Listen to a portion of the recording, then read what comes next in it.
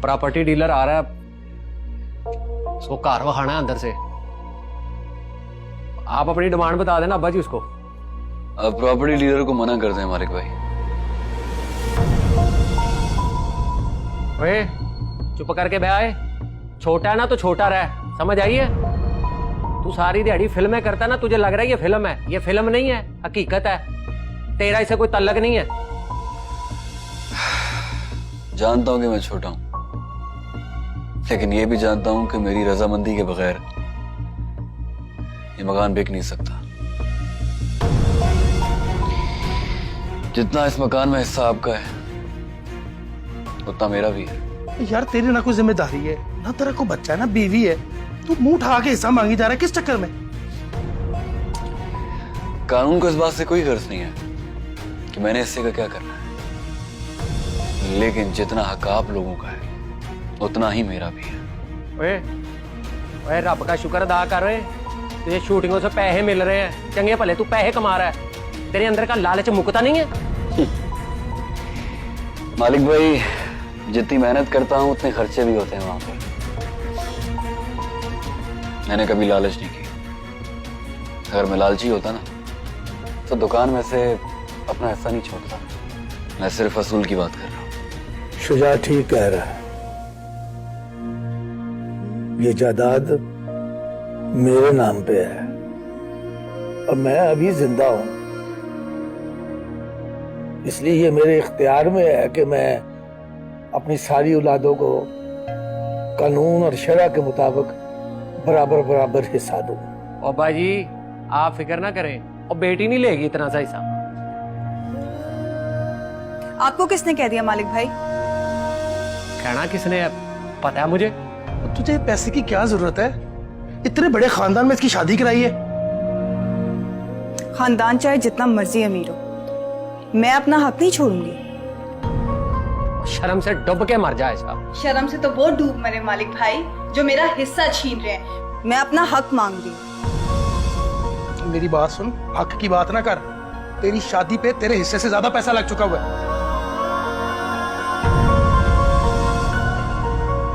पहले उसका हिसाब बराबर कर, उल्टा तेरी तरफ पैसे निकलेंगे हमारे। आपने लगाए थे पैसे। और तेरा कोई हक नहीं है जायदाद में से हिस्सा मांगने का। मेरा पूरा हक है जायदाद में से हिस्सा मांगने का। और आप ऊंचा मत बोले मालिक भाई, मैं वो आयशा नहीं हूँ जिसको आप आंखें दिखाते थे तो वो डर जाती थी। मैं शादीशुदा लड़की हूँ और अपना शरई हक बेहतर जानती हूँ। इंसानियत भी कुछ चीज होती है आयशा। ये आप कह रहे हैं अब्बास भाई? मेरी बात सुनो, तुम्हारा इतना अमीर खानदान है जिसमें तुम्हारी शादी कराई है, इस जैसे 10 घर खड़े कर सकते हैं वो। तुम्हें क्या जरूरत है हमारे हिस्से में टांग अड़ाने की? बेटी का शौहर बादशाह और बाप फकीर ही क्यों ना हो, अगर बाप ने एक तिनका भी जायदाद में छोड़ा है तो बेटी उसकी भी हकदार है। आयशा ठीक कह रही है। बात सुनो, इस जायदाद में से सबसे पहले 1/8 हिस्सा तुम्हारी मां का यानी मेरी बीवी का निकलेगा। उसके बाद तुम 4 भाइयों के 2-2 हिस्से यानी 8 हिस्से तुम्हारे और 1 हिस्सा तुम्हारी बहन का, कुल बने 9 हिस्से। अब 9 हिस्सों पे इसे तकसीम कर लो और खुद हिसाब लगा लो कि तुम भाइयों के हिस्से में क्या आता है। और यही मेरे मुल्क का कानून है और यही मेरा दीन है।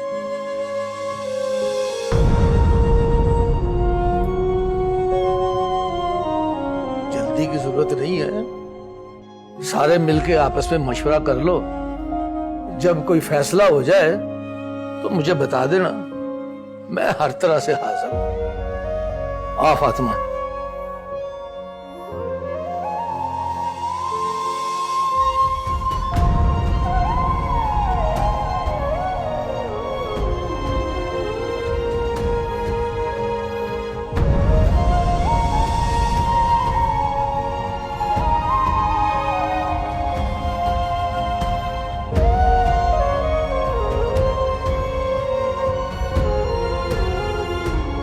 क्या मुसीबत डाल दी है यार।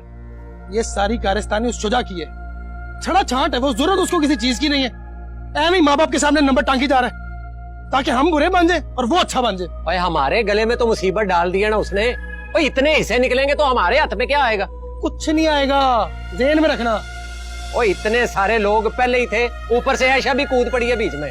उसको लाने वाला भी शुदा है, मुझसे लिखवा लें आप। अरे उसको खुद भी शर्म करनी चाहिए।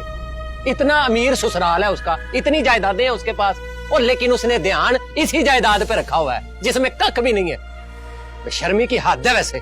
शुक्र करे अभी घर में से हिस्सा मांगा है, दुकान से नहीं मांग लिया उसने अभी। और दुकान से तो मैंने देना भी कुछ नहीं, तुम लोगों को ये मकान में से हिस्सा देगे ना फटाफट, और मैंने दुकान अपने नाम लगवा लेनी है। भाई शुक्र है आपके हिस्से में कोई जायदाद तो है ना, मेरे हिस्से में क्या आया? कुछ भी नहीं। और भाई यहाँ अपने लिए ना खुद ही हाथ पांव मारने पड़ते हैं, जैसे मैं और मेरी बीवी मार रहे हैं। बैठे बैठाए कुछ नहीं मिलना।